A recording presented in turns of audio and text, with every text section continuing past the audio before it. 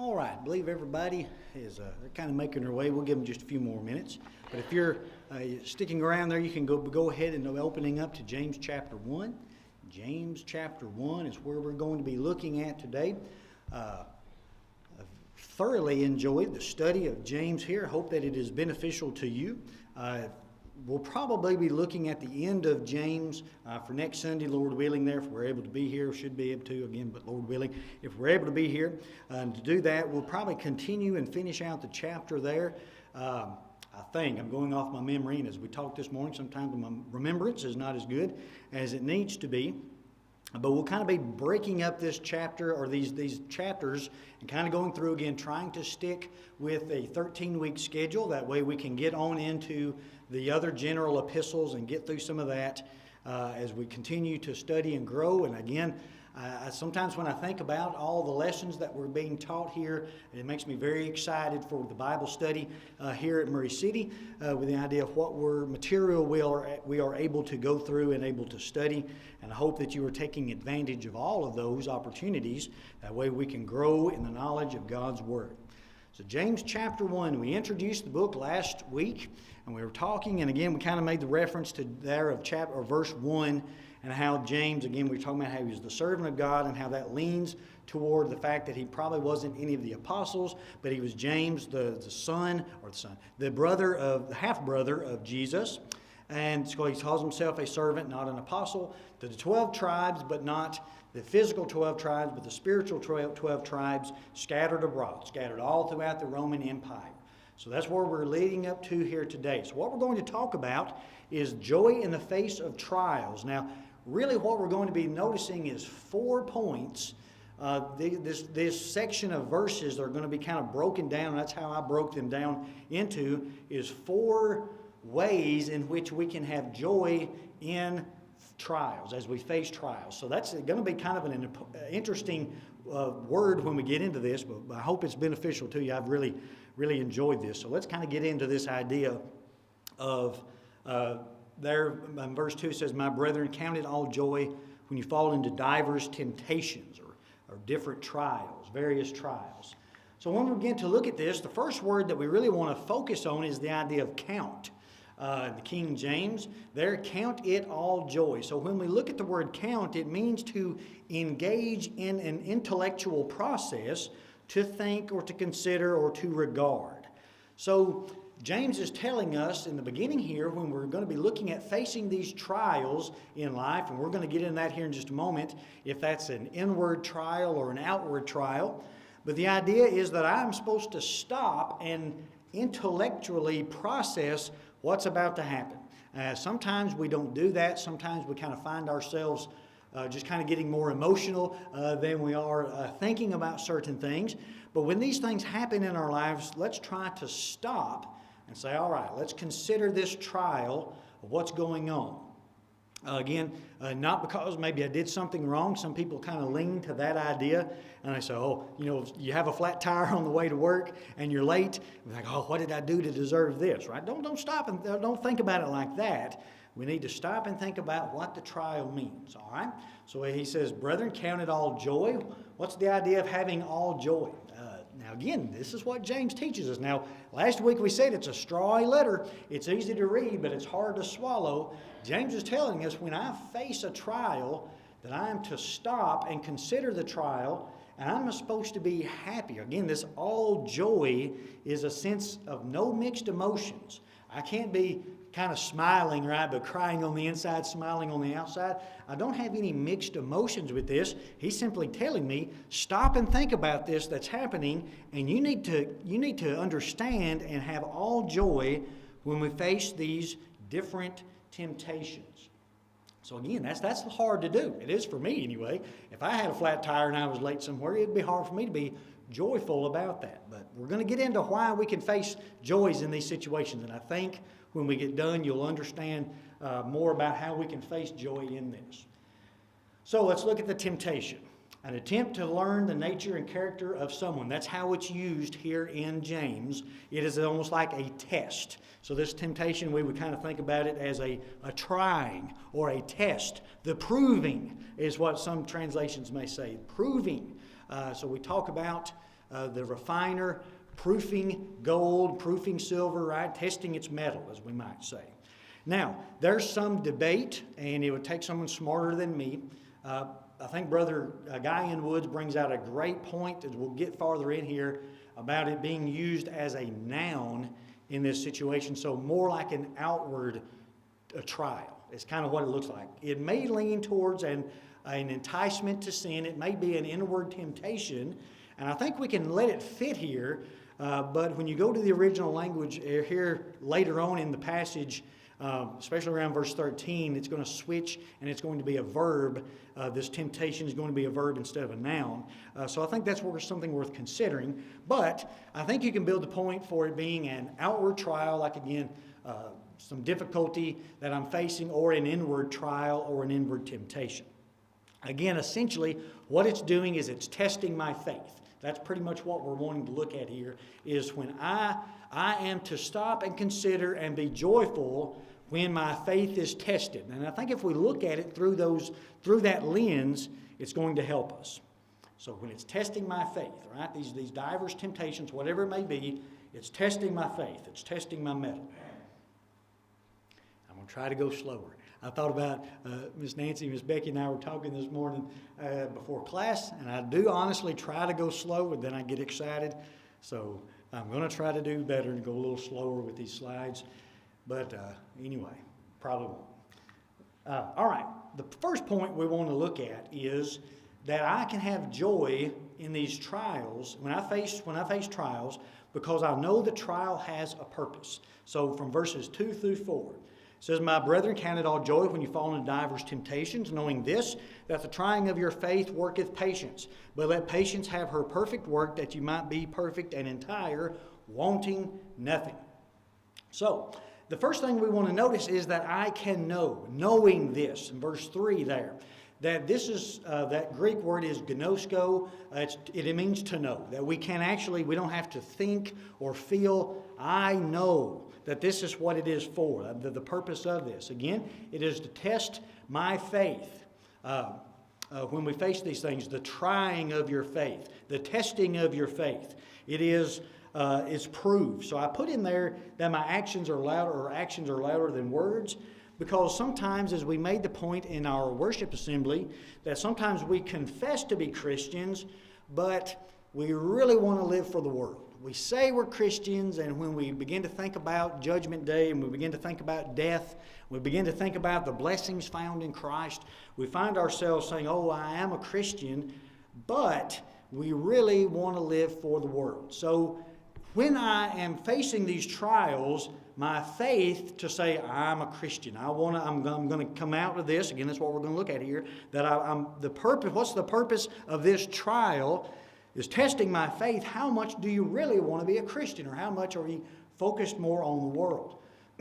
So again, the purpose of this is, again in verse 3, knowing. I can know, I can have joy, because I know that the trying of my faith, the testing of this faith, my professing to be a Christian, works patience in me. The purpose is to work this patience, that I'm supposed to have this in me. And again, that's hard for us to look at. This patience is endurance or steadfastness. So that's important. Those people who have been Christians long enough, we understand and think, how did you get through this? How could you get through certain things like this?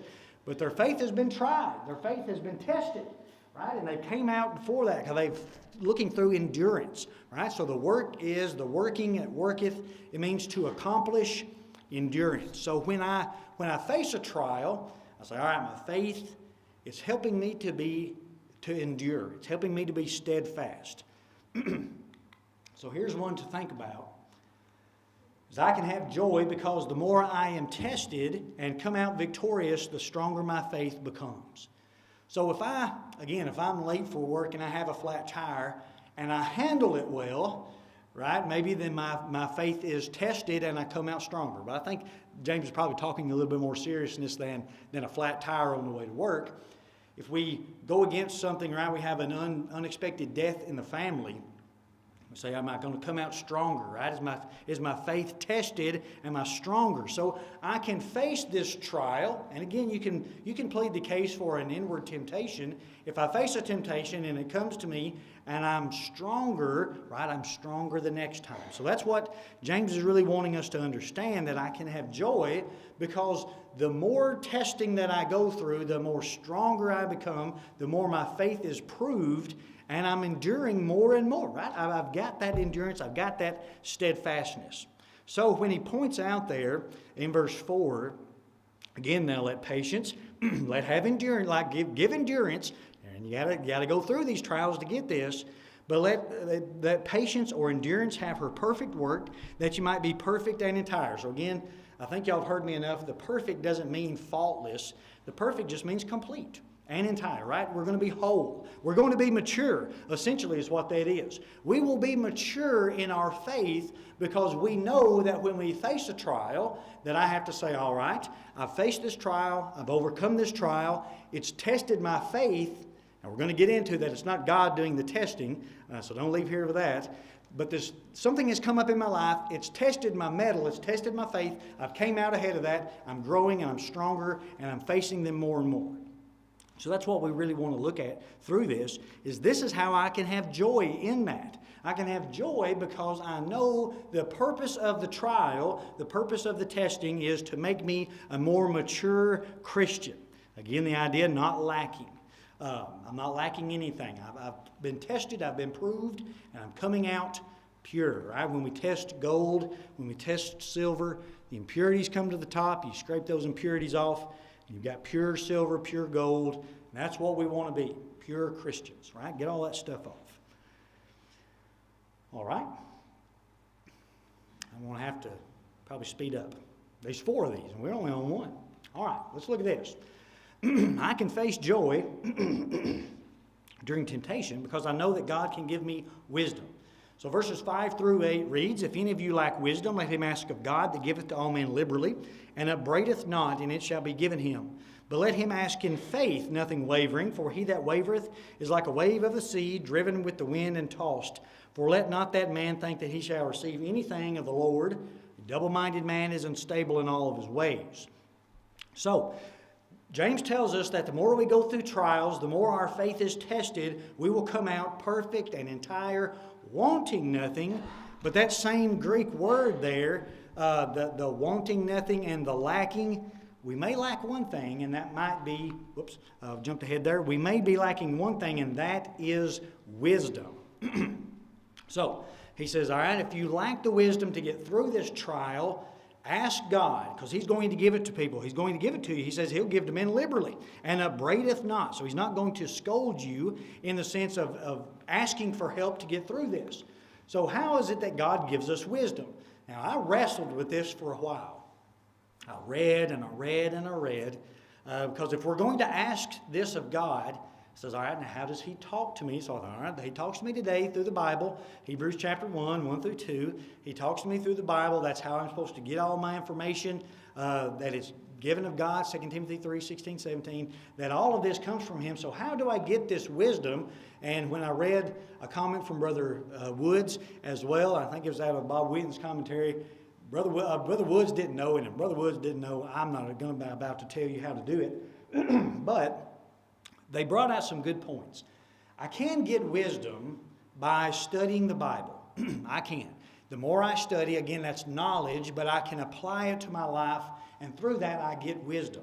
So I can study the Bible. I can do it by experience, right? The old saying is good judgment comes from experience, and a lot of that comes from bad judgment. And there's a lot of truth to that, with the idea we can't get good judgment without making some bad decisions sometimes. And when we have good judgment, we don't make as many bad decisions. But it comes along with it anyway, nonetheless. So from our experiences, we say, all right, I've read this in the Bible, I'm testing this, now I'm going to say, all right, I'm going to put it into practice. So that's wisdom. Also by teaching others, right? From my experiences, I can teach our boys. So that's a way they can get wisdom in that way as well. So that's some of the ways in which we are able to get this wisdom, that when we ask God how he gives that to us. Now again, if you have some thoughts on that, I'd be happy to hear them.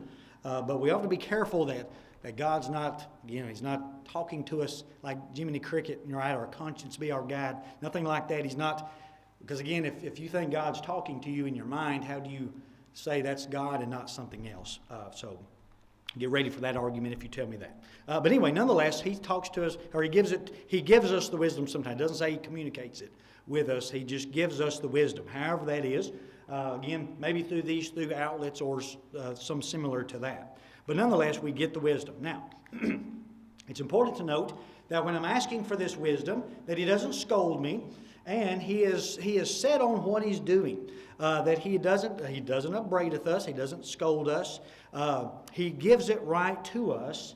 And again, unlike the man that we're going to hear talked about in these next few verses, who doesn't understand, he doesn't know that if he's going to do it, his faith is wavering. He's kind of back and forth in that. So we need to ask in faith. Let's look there in verse 6. So God's going to give us this wisdom. He's not going to be wishy-washy about this. In verse 6, we're told there that I must ask in faith, knowing that God will give me this wisdom. Now, how he gives me the wisdom, I'm not sure, but he's going to give me this wisdom to get through the temptation. He's not going to give you the wisdom to pass your test that you didn't study for. He's going to give you the wisdom to get through the trial when we go through this. So I must ask, knowing that he's able to give me this, and I cannot be double-minded. So that's an interesting idea there. If I'm double-minded, it might be that I'm asking God to help me to get through this, but I'm really living I'm divided between my faith and the world, as we talked about earlier. It might be that I'm professing that I'm a Christian and I really want to do what God tells me to do, but I'm really hung up on doing what the world wants me to do as well. Or again, I may be distracted by the lust and temptations. And I think that's important. So what we find here is that I can have joy because, now notice this, if I really want help dealing with my temptations, whatever they may be, God will help me. That's how I know. That I can know that the trying is testing me, and that if I don't know how to handle it, I can ask of God, knowing that he's going to help me, knowing that he's not going to be wishy-washy about it, but I have to ask knowing and being ready for what he says, right, through his word. If I'm saying, I want to help get through this, what does the Bible tell me to do? I've got to be ready to follow that. Because what we find sometimes are people who say, I really want to get over this sin, but they really don't, right? We've probably known people like that. People who are recovering from various different things, and they say, well, what do we say? You can talk to them all you want, but they have to want the help, right? They have to be ready to say, I want to change. And I think that's with us in our spiritual life as Christians. If I'm asking God to help me, I've got to be ready for what God tells me to do, and I've got to be willing to do it. But sometimes we're wishy-washy. The waves of the sea, right? It's here one time, here the next. It's driven about by the wind, and we find that we do not actually really want the help. We just kind of want to get out of the jam that we're in at that time. So I can have joy with that, because if I really want God's help, he's going to help me to get through it. But I really got to want his help. All right, quickly. Point number 3. That I know I can have joy in tribulation because it doesn't have anything to do with my means. So as we read here from verses 9 through 12, notice, let the brother of low degree rejoice in that he is exalted, but the rich in that he is made low, because as the flower of the grass he shall pass away, for the sun is no sooner risen with a burning heat, but it withereth the grass, and the flower thereof falleth, and the grace of the fashion of it perisheth. So also shall the rich man fade away in his ways. Blessed is the man that endureth temptation, for when he is tried, he shall receive the crown of life, which the Lord hath promised to them that love him. So I had some difficulty with these verses, especially 9 through 11, because it almost seems like James kind of changes his track, his topic, talking about how the brother of low degree, or the poor brother, can be exalted and the rich man's made low. And you may think, okay, well, it's talking about salvation in Christ. Maybe that's what he's talking about. But then he references back in verse 12 that we have to endure temptation. So this is what I believe he's trying to talk about in this, is the idea that when I face trials, it doesn't matter who I am, rich or poor. We all face trials, all right? So it has nothing to do with because I'm a poor person. Again, a low degree. It doesn't have anything to do with that. It doesn't have anything to do with me being a rich individual. We all face temptations and trials, and there are various ones. Now, notice there in verse 9, this idea of low degree. I can rejoice when I face these if I'm a brother of low degree because I'm exalted in the eyes of God. Even though I'm a poor man, even though I'm a simple, I'm in low degree, that idea that in the eyes of God, if I overcome these temptations, I'm really exalted, am I not? I'm really brought out a little bit higher than that because I'm growing and I'm maturing and I'm exalted. Now, I've got the Greek word, the English, the transliteration there, low degree. And it's interesting because it seems as if it's a play on words, because then the rich there being made low, it's really humiliation. And you can see the Greek words there, they're just awful. They got that is added to the end of it there. And that's essentially what it sounds like, kind of the way the writing is that they're using, that the rich member may have more to lose in temptation and may have a worse temptation, but he must understand that it will all come to nothing. So that's what he's trying to get at as the flower of the grass, or the bud there, the blossom of the grass. It's all going to fade away. So the rich man is made low because he says, all right, I've got all these temptations, and that's what I've always kind of thought. I'm not rich monetarily, but I think I don't have rich people problems either, right, to deal with all that stuff. I was always a fan of Bonanza, but it seemed like every episode they were just trying to get somebody off of their land, right? They had so much land, they were just trying to get somebody off of it. And I thought, who'd want to do that every day, right? Trying to take care of all that. So if you're rich, right, you got rich people problems. And I think, well, all right, I don't have that. But the rich man is brought low, right? He's humiliated because he's not going to carry any of that with him. He's not going to have any of this. He faces the trial just like the poor man. Even though he is rich, he still faces the trial like the poor man. And he still has to endure them the same way. So I thought that was interesting with the idea of the low degree and then the humiliation of the rich man. But what we need to understand, really, what we take from this is that enduring the temptation can be achieved by anyone. Many people will look at that and say, well, if I had all the money in the world, right, I wouldn't be tempted, I wouldn't be sad, I wouldn't be doing this. Well, we would be, right? We would just have more problems like that. So, if you're rich, if you're poor, if you really want God's help, the trying of your faith, the testing of that, you can ask of God. And the poor man is exalted because he comes through it good. The rich man is brought low because even though he's rich, he still has to deal with temptations. So we can all get through this, no matter what we face. Again, that goes back to verse 2, my brethren, count it all joy when you fall into divers temptations. We all face different trials. We all have to go through this. Now, the beautiful section there in verse 12, that you will receive the crown of life, that's Stephanos. The Greek word there, that's the victory crown, right? It's not a crown of authority, that's the victory crown, and that's what we want, right? I'm trying to endure all of these things, and I can get through it, no matter if I'm poor or if I'm rich, and I can receive the victory crown. So what we find is that I can have joy in temptation because I know temptations can be overcome by anyone, notice, willing to do so. If you're here this morning, you say, I want help with getting through these temptations. Ask God. He'll help you get through those. And it doesn't matter who you are, what your background is, nothing like that. He's going to help you. Again, he gives us to all man liberally and upbraideth not. He's not going to scold you for asking to get through it. So I can have joy in that, right? That no matter who I am, right? Simple preacher in Murray City, Tennessee, he's going to do the same thing for me as he would be for anybody else. I'll give you a moment to get that. We'll get on our last point, and we'll time out well. All right, here's a very important one that we need to go over. I can have joy in my trial or my temptation because I know it's not from God. God's not the one that's going to be doing these things to me. It's not He that is going to be setting me through this. Now, verses 13 through 18.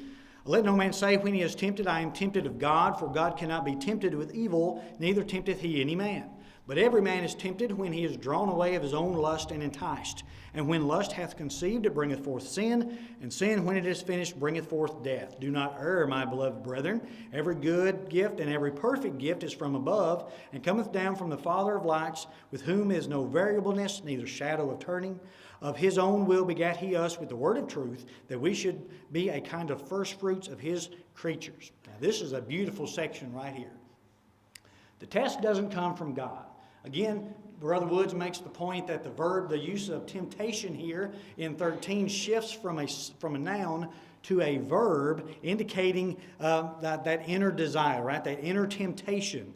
And we need to note as well, I think I've got it on. Yeah, our list comes from 3 areas. When we go to 1 John chapter 2 and verse 15, lust of the eyes, the lust of the flesh, the pride of life, right? That's all of what the world wants.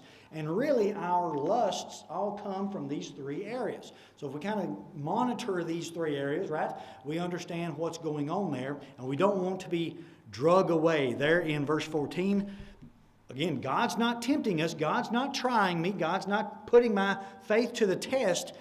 All of these temptations come about, and the temptations come in verse 14 because every man is tempted when he is drawn away. That idea, again, dragging me away. The allurement is dragging me to want to sin with evil, right? That I'm drawn away of his own lusts, right? My own desires, and enticed. Now, that's an interesting word, that enticed. When you look at that in the original language, that is just the same as a fishing lure. Now, we understand what that means. Many of us fishing around here, the idea that lure is designed to catch that fish just like the lure of this certain sin, this certain temptation. We've talked about it before. My temptation is not the same as your temptation. Just like I can go certain places when I fish, certain lures get certain fish, other lures get other fish, right? If I'm the devil, right, I use that lure that's going to work. So what we find is that God's not testing me and saying, well, let's see what Ben's made out of today. No, sometimes it's simply because of the desires that I have draw me away, right, drag me away, and they're enticing. It's like that fishing lure bouncing out there. But my faith is tested. What are you going to do, Ben? Are you going to bite that hook, or are you going to be strong? See, that's not the purpose of God. He's not out there dangling that in front of me saying, let's see if he's going to bite. He says he's a Christian. Let's see if he's going to do it. That's not the way God operates. And the beauty of that we're going to see here in just a moment. We're drawn away by my own lust, right? I've got to get a handle on that. And I know society today, we don't want to be held accountable for some of those things. We want to blame other people, but ultimately, that's it. It's me. I'm the one that's having these desires, and I'm the one that's going to have to get through it, but if I want help from God, I can do that. Now, notice there in verse 16, we are not to be led away and be letting away, again, do not err or stray away, my beloved brethren. So we're not to be led away thinking that God's doing this to me, right? How many people do you know that something, a loved one passes away in their family, and they say, God did this, right? God did this to me. No, God didn't do that to you, right? He wants you to lean on Him, not go against Him. So He's saying, don't err, right? Don't fall away, be led away. God's not doing this to you, right? You're all facing temptations. We all face them. God's not doing this. Your own lust and desires. Now you say, well, how did a car wreck killing my father because of my lust and desire? It was somebody else's lust and desire, right? They were desiring to get drunk, and their desire to get home without doing something, they did it, and the consequences of that affected me. All right? That's how we explain that. That it's all done by somebody's enticement to sin. Again, lust of the eyes, lust of the flesh, the pride of life. It all goes back to that. So what we find here again, this temptation, God is going to be giving me these good gifts. Notice there in verse 17, every good gift and every perfect gift is from above. Now notice, it cometh down from the Father of lights, with whom is no variableness, neither shadow of turning. That idea is that there's no ulterior motive to why God gives us the blessing. He gives us the good gifts. He gives us these blessings. They're valuable and they're beneficial. What God gives us helps us, but it's the world that we live in that pulls us away. And the consequences of sin in our lives is how things happen, right? It's just the consequences of sin. So what we find is that God is the one that's going to be getting me through this. So what has God done for us? Notice there in verse 18, again, look at the beauty of James. You're all facing trials. God's going to help you get through this. When you face them, it's not because you're rich, it's not because you're poor, and it's because of your own lusts and desires. It's not God's. Don't be led away thinking God's testing you. In fact, what God has given you, notice that instead of leading men into sin, God has begotten and brought forth many into the new life in Christ. What has God done for me? He's allowed me to have a better home than here on earth, where I have to deal with the consequences of sin, right? The actions of individuals who sin may affect me. I don't have to deal with that anymore. That's what God's given me, right? So I can have joy when I face those temptations, knowing God's not up there doing that to me. In fact, He's trying to help me get through this. So finally, again, God is the source of life, not of sin and death. God gives us life. He doesn't give us sin and death. And finally, the last point at the top of the hour, I can have joy in my trials because God gives me life and promises me a home in heaven with Him. That's how I get through my trials. I know it's not God testing me. We all got to go through it. It's all part of life.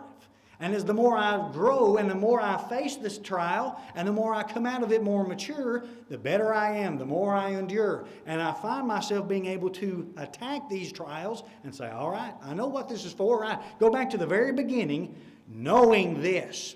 So today, if you face a trial or a temptation, something like this, know that it's to help you. It's to see if you're going to grow from it or if you're going to digress and turn away from God. Don't do that, verse 16, right? God's not doing it to you. What we can find is that we can have joy in the face of these trials because God is here. He's not doing this to us. He's here to help us get through this. All right. Any questions or comments maybe on James 2 through 18? All right, hope that was beneficial to you.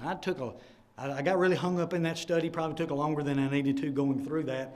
Just the more you dig, the more you find in there and the more beautiful it is.